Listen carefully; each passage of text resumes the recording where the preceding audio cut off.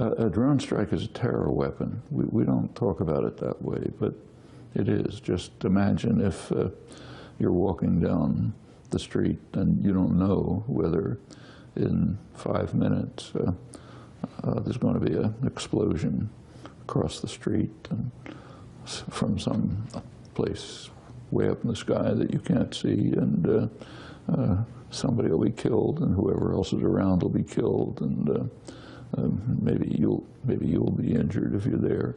That just is a terror weapon. It terrorizes villages, regions, huge areas. In fact, it's the most massive terror campaign going on by a long shot.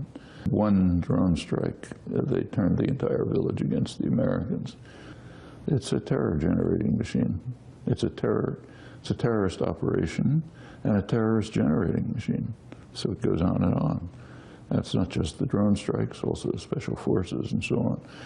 The man who was targeted, for whatever reason they had to target him, that's just, first of all, that's just murder.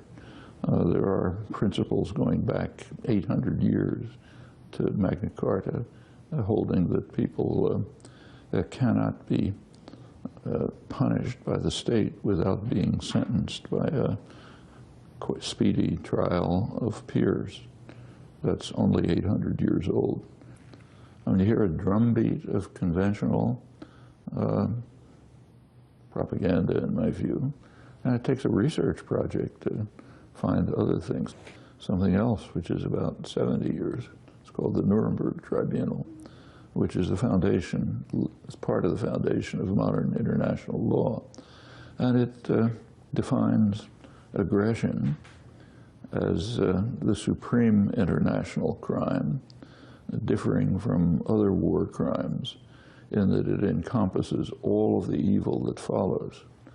Now, the US-British invasion of Iraq was a textbook example of aggression, you know, not a question about it, which means that we're responsible for all the evil that follows, like the bombings. Serious conflict arose. It's now spread all over the region. In fact, the region is being torn to shreds by this conflict. Because do you think that we'll ever see white war criminals from imperialist nations stand trial in the same way Reusmann did? It's almost impossible.